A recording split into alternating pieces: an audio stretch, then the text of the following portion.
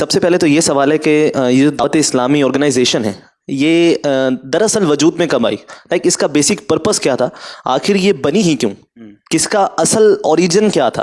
اور آپ اس سے کیسے ریلیٹ ہوئے کہ آپ یہاں کیسے آئے؟ اور آپ کی اسپیشلی کہ جہاں تک میں دیکھتا ہوں کہ لوگ یہاں آپ کو بہت زیادہ لائک کرتے ہیں، آپ کا بولنے کا انداز، آپ کا، اور میں بیسکلی یہ جاننا چاہتا ہوں کہ دراصل حقیقت میں آپ کی گرومنگ کس نے کی؟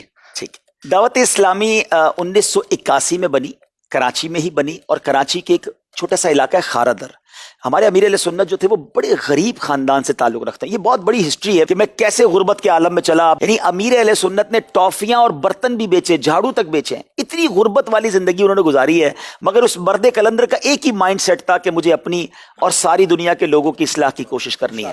وہ درس کے لیے چلتے رہے، وہ بیان کرتے رہے، لوگوں کو قریب لاتے رہے، 4 ساتھی ہوئے، 10 ہوئے، 50 ہوئے، پھر ذہن بنا کیوں نہ کوئی آرگنائزیشن بنا لی جائے، اور ایک آرگنائزیشن وجود میں آئی۔ آپ مسجد کے امام بھی تھے، مگر وہ کہتے ہیں نا اخلاص ہونا، میں تو تنہا ہی چلا تھا جانب منزل، ایک ایک آتا گیا کارواں بنتا گیا۔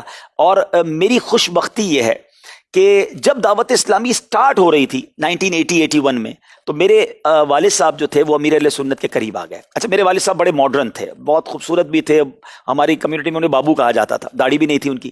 تو وہ بیمار ہوئے، ان کا ٹونسلز کا آپریشن تھا، تو امیر اہل سنت ان کے اس وقت بھی 1980 میں ان کے لیے ہاسپٹل پہنچے ان کی عیادت کے لیے، اور وہاں میرے والد صاحب کو دیکھیں کیا ذہن دیتے ہیں بیفور دعوت اسلامی، کہ یعقوب بھائی، یعقوب نام تھا میرے والد صاحب کا، اللہ جنت نصیب کرے ان کو، کہ داڑھی رکھ لیں۔ پھر والد صاحب ماحول میں آ گئے، داڑھی رکھ لی انہوں نے۔